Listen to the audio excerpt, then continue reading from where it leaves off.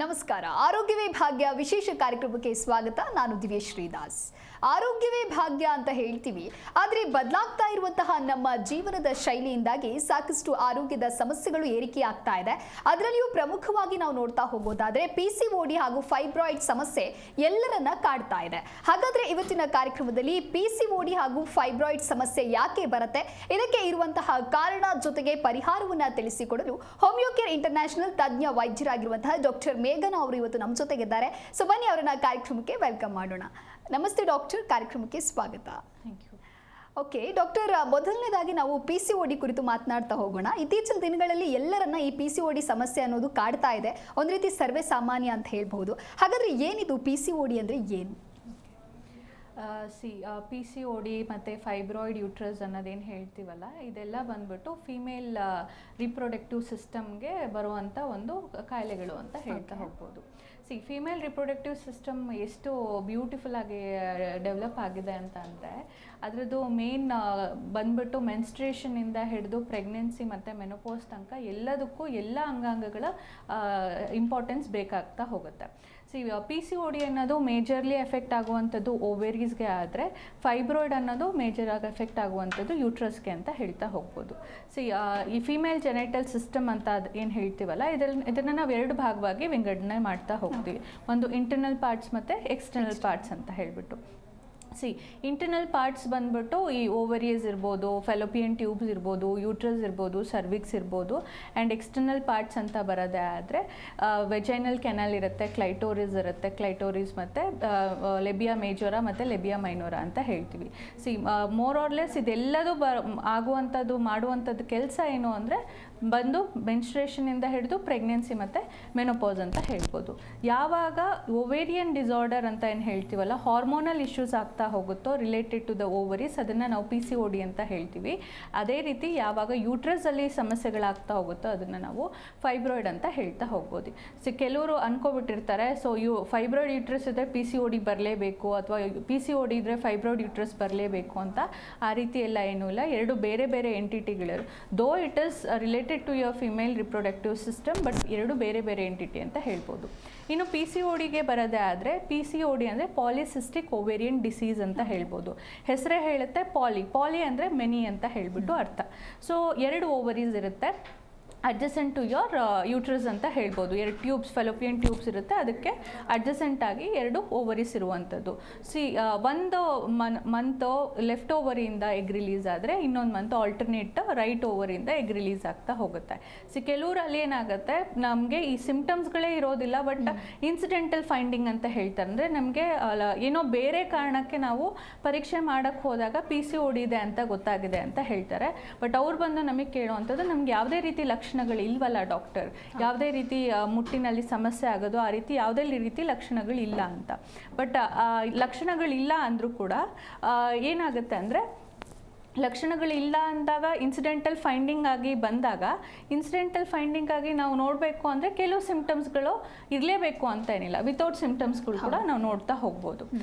ಹೇಗೆ ಇನ್ಸಿಡೆಂಟಲ್ ಫೈಂಡಿಂಗ್ಸಲ್ಲಿ ಗೊತ್ತಾಗುತ್ತೆ ಅಂದರೆ, ಕೆಲವರು ಪ್ರೆಗ್ನೆನ್ಸಿಗೆ ಟ್ರೈ ಮಾಡ್ತಾ ಇರ್ತಾರೆ, ಕನ್ಸೀವ್ ಆಗ್ತಿರೋದಿಲ್ಲ, ಅದರಿಂದ ಕೂಡ ನಾವು ಹೇಳ್ತಾ ಹೋಗ್ಬೋದು. ಮೇಜರಾಗಿ ಏನಾಗುತ್ತೆ ಅಂದರೆ, ಓವರೀಸಲ್ಲಿ ಫಾಲಿಕಲ್ಸ್ ರಿಲೀಸ್ ಆಗುವಂಥದ್ದು. ಈ ಫಾಲಿಕಲ್ಸ್ ಮಲ್ಟಿಪಲ್ ಫಾಲಿಕಲ್ಸ್ ಇರುತ್ತೆ. ಬಿಕಾಸ್ ಆಫ್ ಎಕ್ಸಸ್ ಆಂಡ್ರೋಜನ್ ಏನಾಗುತ್ತೆ, ಯಾವುದೇ ಡಾಮಿನೆಂಟ್ ಫಾಲಿಕಲ್ ರಿಲೀಸ್ ಆಗೋದಿಲ್ಲ, ಹಾಗೆ ಉಳ್ಕೊಳ್ಳೋದ್ರಿಂದ ಇದನ್ನು ನಾವು PCOD ಅಂತ ಹೇಳ್ತಾ ಹೋಗ್ಬೋದು. ಓಕೆ ಡಾಕ್ಟರ್, ಇನ್ನು PCOD ಸಮಸ್ಯೆ ಇದೆ ಅಂತ ಹೇಳಿ ಗೊತ್ತಾಗೋದು ಹೇಗೆ? ಅದಕ್ಕೆ ಇರುವಂತಹ ಸಿಂಪ್ಟಮ್ಸ್ಗಳ ಬಗ್ಗೆ ತಿಳಿಸ್ಕೊಡೋದಾದ್ರೆ? 20 to 30% ಆಫ್ ಕೇಸಸ್ ಬಂದ್ಬಿಟ್ಟು ಎಸಿಂಪ್ಟಮ್ಯಾಟಿಕ್ಕೇ ಇರುತ್ತೆ, ಯಾರಲ್ಲೂ ಆ ಸಿಂಪ್ಟಮ್ಸ್ಗಳು ಕಾಣಿಸೋದೇ ಇಲ್ಲ. ಓಕೆನಾ? ಹೇಳ್ದಂಗೆ ಇನ್ಸಿಡೆಂಟಲ್ ಫೈಂಡಿಂಗ್ಸ್ಗಳೇ ಜಾಸ್ತಿ. ಆ್ಯಂಡ್ ಸಿಂಪ್ಟಮ್ಸ್ ಇರೋರಲ್ಲಿ ಯಾವುದೇ ಲಕ್ಷಣಗಳು ನೋಡಬೇಕು ಅನ್ನೋದಾದರೆ, ಒಂದು related to your menstrual cycle, ಅಂದರೆ ಇದರ್ ಮೆನ್ಸಸ್ ರೆಗ್ಯುಲರಾಗಿ ಆಗೋದೇ ಇಲ್ಲ, ಅಥವಾ ಆಗ್ತಾ ಇರುತ್ತೆ, ಗ್ಯಾಪಿಂಗ್ ಆಗ್ತಾ ಇರುತ್ತೆ, ಅಥವಾ ಮಿಸ್ಡ್ ಪೀರಿಯಡ್ಸ್ ಅಂತ ಏನು ಹೇಳ್ತೀವಲ್ಲ, ಇದನ್ನು ನಾವು ನೋಡ್ತಾ ಹೋಗ್ಬೋದು. ಅಪಾರ್ಟ್ ಫ್ರಮ್ ದಿಸ್ ಏನು ಅಂದರೆ, ನಿಮ್ಮ ಸ್ಕಿನ್ ಮೇಲೆ ನಿಮ್ಮ ಚೇಂಜಸ್ನ ನೋಡ್ತಾ ಹೋಗ್ತೀರಾ. ಸ್ಕಿನ್ ಬಂದ್ಬಿಟ್ಟು ಪಿಗ್ಮೆಂಟೆಡ್ ಆಗಿರೋದಾಗಲಿ, ಡಾರ್ಕ್ನಿಂಗ್ ಆಗಿರುವಂಥದ್ದಾಗಲಿ ಅಥವಾ ಥಿಕ್ನಿಂಗ್ ಆಗಿರುವಂಥದ್ದಾಗಲಿ, ಇದನ್ನು ನಾವು ಅಕ್ಯಾಂಥೋಸಿಸ್ ಅಂತ ಹೇಳ್ತಾ ಹೋಗ್ತೀವಿ. ಅದರ ಒಟ್ಟಿಗೆ ಆ್ಯಕ್ನೆಸ್ನೂ ಕೂಡ ನಾವು ನೋಡ್ತಾ ಹೋಗ್ಬೋದು. ಇದರ ನಂತರ weight gain. Obesity is directly proportional to PCOD and it vice versa ಅಂತ ಹೇಳ್ಬೋದು. ಸೊ ಒಬೇಸಿಟಿ ಇರೋರಲ್ಲಿ PCOD ಬರ್ಬೋದು, ಆ್ಯಂಡ್ PCOD ಇದ್ದರೆ ಒಬೇಸ್ ಆಗ್ತಾನೂ ಕೂಡ ಹೋಗ್ಬೋದು. And apart from this hair thinning ಆಗುವಂಥದ್ದಾಗಲಿ ಆ್ಯಂಡ್ ಹೇರ್ ಲಾಸ್ ಇನ್ ಪ್ಯಾಚಸ್ನ ಕೂಡ ನೀವು ನೋಡ್ತಾ ಹೋಗ್ಬೋದು. ಆ್ಯಂಡ್ ಇನ್ನು ಬೇರೆ ಲಕ್ಷಣಗಳಿಗೆ ಹೋಗೋದೇ ಆದರೆ, ಎಸ್ ವೀಕ್ಷಕರೇ, ನೀವು ಕೂಡ ಇವತ್ತಿನ ಕಾರ್ಯಕ್ರಮವನ್ನು ನೋಡ್ತಾ ಇದ್ದೀರಾ. ನಿಮಗೂ PCOD ಹಾಗೂ ಫೈಬ್ರಾಯ್ಡ್ ಸಮಸ್ಯೆ ಇತ್ತು ಅಂತ ಹೇಳಿದ್ರೆ ನಿಮ್ಮ TV ಸ್ಕ್ರೀನ್ ಮೇಲೆ ಲಭ್ಯವಾಗ್ತಾ ಇರುವಂತಹ ಈ ಸಂಖ್ಯೆಗೆ ಕರೆ ಮಾಡ್ಬೋದು. ಡಾಕ್ಟರ್ ಜೊತೆಗೆ ಮಾತನಾಡಿ ನಿಮ್ಮ ಸಮಸ್ಯೆಗೆ ಪರಿಹಾರವನ್ನು ಪಡೆದುಕೊಳ್ಬಹುದು. ಎಸ್ ಡಾಕ್ಟರ್, ಹೇಳ್ತಾ ಇದ್ರಿ PCOD ಕುರಿತಂತೆ. ಇದೀಗ ಫೈಬ್ರಾಯ್ಡ್ ಸಮಸ್ಯೆ ಅಂದರೆ ಏನು? ಓಕೆ, PCOD ಯಾವಾಗ ಓವರೀಸ್ ರಿಲೇಟೆಡ್ ಆಗುತ್ತೋ, ಹಾರ್ಮೋನಲ್ ರಿಲೇಟೆಡ್ ಆಗುತ್ತೋ, ಅದೇ ರೀತಿ ಯೂಟ್ರಸಲ್ಲಿ ಏನಾದರೂ ಎಕ್ಸ್ಟ್ರಾ ಗ್ರೋತ್ಗಳಾಗ್ತಾ ಹೋದರೆ ಅದನ್ನು ನಾವು ಫೈಬ್ರಾಯ್ಡ್ ಯೂಟ್ರಸ್ ಅಂತ ಹೇಳ್ತಾ ಹೋಗ್ಬೋದು. ಯೂಟ್ರೈನ್ ಲೈನಿಂಗ್ ಬಂದುಬಿಟ್ಟು 3 ಪದರಗಳಲ್ಲಿ ಆಗಿರುವಂಥದ್ದು. ಒಂದು ಇನ್ನರ್ ಲೈನಿಂಗು, ಔಟರ್ ಲೇಯರ್ ಮತ್ತು ಮಿಡಲ್ ಲೇಯರ್ ಅಂತ ಹೇಳ್ತೀವಿ. ಸೊ ಇಲ್ಲಿ ಯಾವುದ್ರಲ್ಲಾದರೂ ಈ ರೀತಿ ಗ್ರೋತ್ಗಳಾಗ್ತಾ ಹೋಗ್ಬೋದು. ಯಾವಾಗ ಇದನ್ನು ನಾವು ತುಂಬ ಸೀರಿಯಸ್ ಆಗಿ ತೊಗೋಬೇಕಂದ್ರೆ ಯಾವ ಲೇಯರಲ್ಲಿ ಗ್ರೋತ್ ಆಗಿದೆ ಆ್ಯಂಡ್ ಇದು ಪ್ರೆಗ್ನೆನ್ಸಿಗೆ ಏನಾದರೂ ಸಮಸ್ಯೆ ಮಾಡ್ತಾ ಇದೆನಾ, ಅಥವಾ ಸಿಂಪ್ಟಮ್ಸ್. ಅಗೇನ್ ಎಲ್ಲ ಫೈಬ್ರಾಯ್ಡ್ ಯೂಟ್ರಸ್ ಪೇಷಂಟ್ಸ್ಗೂ ಸಿಂಪ್ಟಮ್ಸ್ ಇರಬೇಕಂತ ಅಲ್ಲ, ಡಿಪೆಂಡಿಂಗ್ ಆನ್ ದ ಲೊಕೇಶನ್, ಯಾವ ಜಾಗದಲ್ಲಿ, ಯಾವ ಲೇಯರಲ್ಲಿ ಆಗಿದೆ, ಯಾವ ಸೈಜಲ್ಲಿದೆ. ಮೋರ್ ದೆನ್ 3 ಸೆಂಟಿಮೀಟರ್ಸ್ ಅಂತ ಅಂದಾಗ ಸ್ವಲ್ಪ ಕಾಷಿಯಸ್ ಆಗಿರಬೇಕು. ಮಿಲಿಮೀಟರ್ಸಲ್ಲಿ ಆಲ್ಮೋಸ್ಟ್ ಎಲ್ಲರಿಗೂ ಇದ್ದೇ ಇರುತ್ತೆ, ಬಟ್ ಅದು ನಮಗೆ ಅಷ್ಟೇನು ತೊಂದರೆ ಕೊಡುವಂಥದ್ದಲ್ಲ. ಯಾವಾಗ ಫೈಬ್ರಾಯ್ಡ್ ಯೂಟ್ರಸ್ ನಮಗೆ ತುಂಬ ತೊಂದರೆ ಕೊಡೋಕ್ಕೆ ಶುರು ಮಾಡುತ್ತೆ ಅಂದರೆ ಪೀರಿಯಡ್ಸ್ ಹೆವಿ ಫ್ಲೋ ಆಗುವಂಥದ್ದಾಗಲಿ, ಕ್ಲಾಟ್ಸ್ ಜಾಸ್ತಿ ಹೋಗುವಂಥದ್ದು, ಲೆಮನ್ ಸೈಜ್ ಕ್ಲಾಟ್ಸ್ ಹೋಗುವಂಥದ್ದಾಗಲಿ, ಅಥವಾ ಅದರೊಟ್ಟಿಗೆ ಸಿವಿಯರ್ ಬ್ಯಾಕ್ ಪೇನ್ ಆಗುವಂಥದ್ದು because of heavy menstrual flow, anaemic ಆಗುವಂಥದ್ದಾಗಲಿ, ಈ ರೀತಿ ಎಲ್ಲ ಆಗ್ತಾ ಹೋದಾಗ ಸ್ವಲ್ಪ ಎಚ್ಚೆತ್ಕೊಳ್ಬೇಕಾಗತ್ತೆ.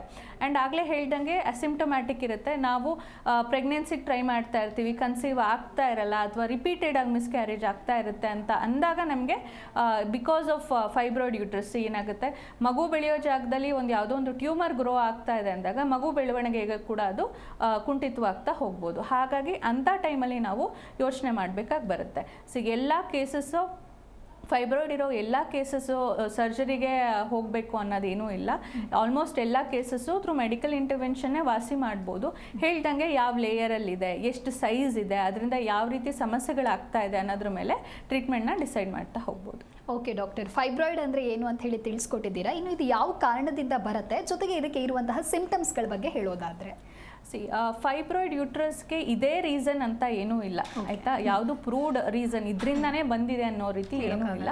ಒಂದು ಜೆನೆಟಿಕ್ ಕೋರಿಲೇಷನ್ ಇರಬಹುದು, ಬಟ್ ಹಾಗಂತ ಬ್ಲಡ್ ರಿಲೇಟಿವ್ಸಲ್ಲಿ ಯಾರಿಗಾದ್ರೂ ಇದ್ದರೆ, ಅಥವಾ ತಂದೆ ತಾಯಿ ಅಥವಾ ಅಜ್ಜಿ ತಾತ ಅವರಲ್ಲಿ ಯಾರಿಗಾದ್ರೂ, ಅವ್ರ ರಿಲೇಷನಲ್ಲಿ ಯಾರಿಗಾದ್ರೂ ಇದ್ದರೆ ಬರಲೇಬೇಕು ಅನ್ನೋದೇನೂ ಇಲ್ಲ.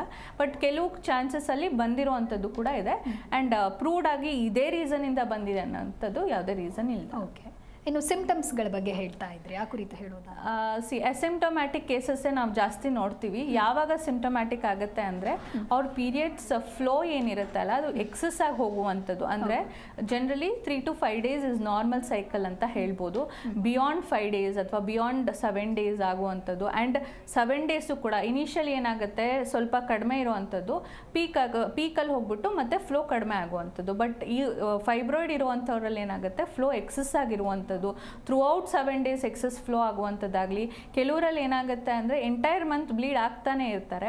ಆ್ಯಂಡ್ ನಂಬರ್ ಆಫ್ ಪ್ಯಾಡ್ಸ್ನ ನಾವು ಕೌಂಟ್ ಮಾಡೋದಾದರೆ, ಸೋಕ್ಡ್ ಪ್ಯಾಡ್ಸ್ ಅನ್ನೋದೇ ಆದರೆ ದಿನಕ್ಕೆ 5 to 6 ಸೋಕ್ ಪ್ಯಾಡ್ಸ್ ಹೋಗುವಂಥದ್ದಾಗಲಿ, ಲೆಮನ್ ಸೈಜ್ ಕ್ಲಾಟ್ಸ್ ಹೋಗುವಂಥದ್ದಾಗಲಿ, ಆ್ಯಂಡ್ ಸಮ್ ಹೆವಿನೆಸ್ ಫೀಲ್ ಆಗ್ತಾ ಹೋಗುವಂಥದ್ದು. ಯೂಟ್ರಸಲ್ಲಿ ಟ್ಯೂಮರ್ ಡೆವಲಪ್ ಆದಾಗ ಸ್ವಲ್ಪ ಹೆವಿನೆಸ್ ಫೀಲ್ ಆಗುವಂಥದ್ದು. ಇದರಿಂದ ಏನಾಗುತ್ತೆ, ನಿಮಗೆ ಬ್ಲ್ಯಾಡರ್ ಮೇಲೆ ಪ್ರೆಷರ್ ಬಿದ್ದಾಗ ಕರೆಕ್ಟಾಗಿ ಯೂರಿನ್ ಪಾಸ್ ಆಗೋದಿಲ್ಲ. ಯೂರಿನ್ ಬರ್ತಾ ಇದೆ, ಅರ್ಜೆನ್ಸಿ ಇದೆ ಅಂತ ಅನಿಸುತ್ತೆ, ಹೋಗಿ ಕುತ್ಕೊಂಡಾಗ ಏನೂ ಫ್ಲೋ ಇರೋದಿಲ್ಲ. ಅದರೊಟ್ಟಿಗೆ ಬ್ಯಾಕ್ ಪೇನ್ ಆಗುವಂಥದ್ದಾಗಲಿ, ಕಾಲು ಸೆಳೆತ ಆಗುವಂಥದ್ದಾಗಲಿ. ಆ್ಯಂಡ್ ಈ ಫೈಬ್ರಾಯ್ಡ್ ದೊಡ್ಡದಾಗಿ ಗ್ರೋ ಆಗ್ತಾ ಹೋಗ್ತಾ ಪ್ಯಾಲ್ಪೇಬಲ್ ಮಾಸ್ನ ಕೂಡ ನೀವು ನೋಡ್ತಾ ಹೋಗ್ಬೋದು. ಓಕೆ ಡಾಕ್ಟರ್, ಇನ್ನು PCOD ಅಂದರೆ ಏನು, ಫೈಬ್ರಾಯ್ಡ್ ಅಂದರೆ ಏನು ಅಂತ ಹೇಳಿ ಸಂಪೂರ್ಣವಾಗಿ ತಿಳಿಸ್ಕೊಟ್ಟಿದ್ದೀರಾ. ಇನ್ನು ಇದಕ್ಕೆ ನಿಮ್ಮ ಹೋಮಿಯೋ ಕೇರ್ನಲ್ಲಿ ಯಾವ ರೀತಿಯ ಟ್ರೀಟ್ಮೆಂಟ್ ಇರುತ್ತೆ, ಚಿಕಿತ್ಸೆ ಕುರಿತು ತಿಳಿಸಿಕೊಡೋದಾದರೆ?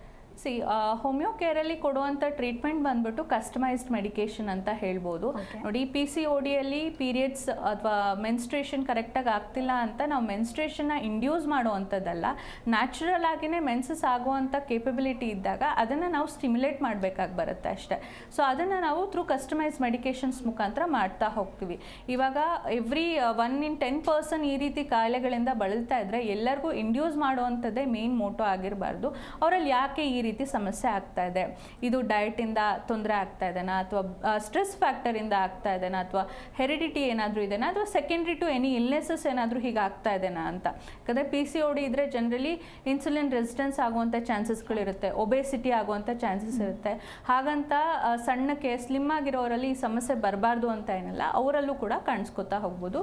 Based on the root cause ನಾವು ಮೆಡಿಸಿನ್ಸ್ ಕೊಡೋದ್ರಿಂದ ಏನಾಗುತ್ತೆ, ಈ ರೀತಿ ಸಮಸ್ಯೆಗಳು ಏನೇ ಇದ್ರೂ ಕೂಡ ನೀವು ಪರಿಪೂರ್ಣವಾಗಿ ಮುಕ್ತಗೊಳ್ತಾ ಹೋಗ್ಬೋದು.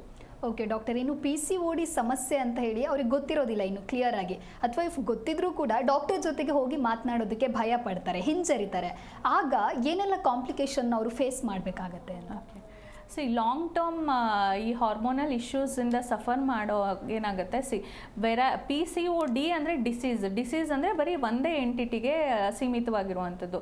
ಇದು ಹೋಗ್ತಾ ಹೋಗ್ತಾ ಏನಾಗುತ್ತೆ, ಲಾಂಗ್ ಟರ್ಮ್ ಇದರಿಂದನೇ ಬಳಲ್ತಾ ಹೋದಾಗ ಇದು ಸಿಂಡ್ರೋಮ್ ಆಗಿ ಮಾರ್ಪಡ್ತಾ ಹೋಗ್ಬೋದು. ಅಂದರೆ ಇನ್ಸುಲಿನ್ ರೆಸಿಸ್ಟೆನ್ಸ್ ಆಗ್ಬೋದು, ಅಂದರೆ ಡಯಾಬಿಟೀಸ್ ಬರುವಂಥ ಲಕ್ಷಣಗಳನ್ನ ನೀವು ನೋಡ್ತಾ ಹೋಗ್ಬೋದು, ಒಬೇಸಿಟಿ ಬರುವಂಥದ್ದಾಗಲಿ, ಅದ್ರ ಒಟ್ಟಿಗೆ ಇಫ್ ಪ್ರೆಗ್ನೆನ್ಸಿಯಲ್ಲಿ ಏನಾದರೂ ಇದು ಕಾಣಿಸ್ಕೊಂಡ್ರೆ ಜೆಸ್ಟೇಷನಲ್ ಡಯಾಬಿಟೀಸ್ ಆಗಲಿ ಅಥವಾ ಹೈಪರ್ ಟೆನ್ಷನ್ ಆಗಲಿ, ಕಾರ್ಡಿಯೋವ್ಯಾಸ್ಕ್ಯುಲರ್ ಡಿಸೀಸ್ಗಳು, ಈ ರೀತಿ ಕಾಂಪ್ಲಿಕೇಶನ್ಸ್ನ ನೋಡ್ತಾ ಹೋಗ್ಬೋದು. ಓಕೆ, ಇನ್ನು PCOD ಸಮಸ್ಯೆ ಇದೆ ಅಥವಾ ಫೈಬ್ರಾಯ್ಡ್ ಸಮಸ್ಯೆ ಇದೆ ಅಂತ ಹೇಳಿ ಬೇರೆ ಕಡೆ ಟ್ರೀಟ್ಮೆಂಟನ್ನು ತಗೊಳ್ತಾ ಇರ್ತಾರೆ. ಸಡನ್ ಆಗಿ ಅವರು ಹೋಮಿಯೋ ಕೇರ್ಗೆ ಸ್ವಿಚ್ ಆನ್ ಆಗಬಹುದಾ ಅಥವಾ ಇದರಿಂದ ಏನಾದರೂ ಸಮಸ್ಯೆ ಉಂಟಾಗತ್ತಾ? ಆ್ಯಸ್ ಸಚ್ ಕನ್ವೆನ್ಷನಲ್ ಥೆರಪಿಗೆ PCODಗೆ ಅಂತಾನೆ ಅಥವಾ ಫೈಬ್ರಾಯ್ಡ್ಗೆ ಅಂತಾನೆ ಯಾವುದೇ ಟ್ರೀಟ್ಮೆಂಟ್ ಇಲ್ಲ. ಕನ್ವೆನ್ಷನಲ್ ಥೆರಪಿಯಲ್ಲಿ ಏನಾಗುತ್ತೆ, ಈಗ ಜ್ವರ ಬಂದಿದೆ, ಜ್ವರಕ್ಕೊಂದು ಮಾತ್ರೆ ಕೊಟ್ಟ, ಆ ಮಾತ್ರೆ ತೊಗೊಂಡ ತಕ್ಷಣ ಜ್ವರ ಹೋಯಿತು ಅನ್ನೋ ರೀತಿ PCODಗಾಗಲಿ ಫೈಬ್ರಾಯ್ಡ್ ಆಗಲಿ ಯಾವುದೇ ರೀತಿ ಟ್ರೀಟ್ಮೆಂಟ್ ಇರೋದಿಲ್ಲ. ಸೊ ಹಾಗಾಗಿ ಅವರು ಬೇರೆ ಪದ್ಧತಿಯಿಂದ ನಮ್ಮ ಟ್ರೀಟ್ಮೆಂಟ್ಗೆ ಬಂದಾಗ ನಾವು ನೋಡಬೇಕಾಗುತ್ತೆ ಯಾಕೆ ಅವರಲ್ಲಿ ಈ ಸಮಸ್ಯೆ ಕಾಣಿಸ್ಕೊತಾ ಇದೆ, ಯಾವುದಾದ್ರೂ ಬೇರೆ ಕಾರಣಗಳಿಂದ ಬಂದಿದೆನಾ, ಆ್ಯಂಡ್ ನೆಸೆಸರಿ ಇನ್ವೆಸ್ಟಿಗೇಷನ್ಸ್ ಏನಾದರೂ ಮಾಡಿಸಿದಾರಾ. ಇದ್ರೊಟ್ಟಿಗೆ ಏನಾಗುತ್ತೆ, ಬರೀ PCOD ಅಂದ ತಕ್ಷಣ ಬರೀ ಸಿಸ್ಟಿನ್ ಒಂದೇ ನಾವು ಫೋಕಸ್ ಮಾಡುವಂಥದ್ದಲ್ಲ, ಇದ್ರ ಜೊತೆ ಹಾರ್ಮೋನಲ್ ಎಸ್ಸೆ ಕೂಡ ಮಾಡಬೇಕಾಗುತ್ತೆ. FSH, LH ಮತ್ತು ಲ್ಯೂಟಿನೈಸಿಂಗ್ ಹಾರ್ಮೋನ್ ಅಂತ ಏನು ಹೇಳ್ತೀವಲ್ಲ, ಇದೆಲ್ಲ ಕರೆಕ್ಟ್ ಆಗಿದೆನಾ, ಅದನ್ನು ನಾವು ಮಾನಿಟರ್ ಮಾಡಿಕೊಂಡು ಟ್ರೀಟ್ಮೆಂಟ್ ಕೊಡೋದ್ರಿಂದ ಏನಾಗುತ್ತೆ, ಬರೀ ಒಂದೇ ಸಮಸ್ಯೆ ಅಲ್ಲ, ಆ್ಯಸ್ ಐ ಸೆಡ್ ಡಿಸೀಸ್ ಆಗಿರೋದಿಲ್ಲ, ಇದು ಹೋಗ್ತಾ ಹೋಗ್ತಾ ಸಿಂಡ್ರೋಮ್ ಆಗಿ ಮಾರ್ಪಡ್ತಾ ಹೋಗುತ್ತೆ, ಅದಕ್ಕೂ ಕೂಡ ಟ್ರೀಟ್ಮೆಂಟ್ ಕೊಡ್ತಾ ಹೋಗಬೇಕಾಗುತ್ತೆ. ಡಾಕ್ಟರ್, ಇನ್ನು PCOD ಸಮಸ್ಯೆ ಯಾವ ಏಜ್ ಫ್ಯಾಕ್ಟರ್ನಿಂದ ಸ್ಟಾರ್ಟ್ ಆಗಬಹುದು ಅಂತ ಹೇಳ್ಬೋದು?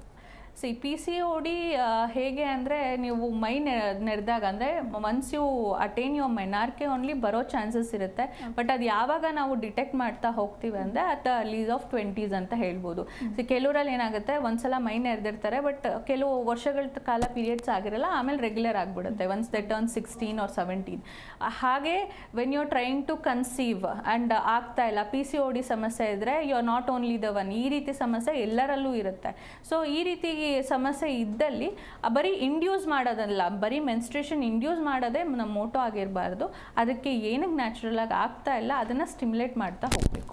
ಓಕೆ ಡಾಕ್ಟರ್, ಇನ್ನು ಯಾವುದೇ ಸಮಸ್ಯೆ ಆದರೂ ಕೂಡ ನಮ್ಮ ಲೈಫ್ ಸ್ಟೈಲ್ ಅನ್ನೋದು ಮ್ಯಾಟ್ರ್ ಆಗ್ತಾ ಹೋಗುತ್ತೆ. ಇನ್ನು ನಮ್ಮ ಜೀವನ ಶೈಲಿಯನ್ನು ನಾವು ಯಾವ ರೀತಿ ಮಾಡಿಫಿಕೇಶನ್ ಮಾಡ್ಕೊಳ್ಬೇಕು ಈ PCOD ಮತ್ತು ಫೈಬ್ರಾಯ್ಡ್ ಸಮಸ್ಯೆ ಬರಬಾರ್ದು ಅಂತ ಹೇಳಿದರೆ? ಓಕೆ, ಲೈಫ್ ಸ್ಟೈಲ್ ಮಾಡಿಫಿಕೇಷನ್ ತುಂಬ ಮೇಜರ್ ಆಗಿ ಪ್ಲೇ ಮಾಡುವಂಥದ್ದು. ನೋಡಿ, ಇದೊಂದು ಒಂದು 3 decades 4 decades ಮುಂಚೆ ಈ ಕಾಯಿಲೆಗಳು ಇತ್ತ ಅಂತಲೇ ಜನರಿಗೆ ಗೊತ್ತಿರಲಿಲ್ಲ. ಇವಾಗ ಯಾಕೆ ಕಾಣಿಸ್ಕೊತಾ ಅಂದರೆ because of the lifestyle we have adopted.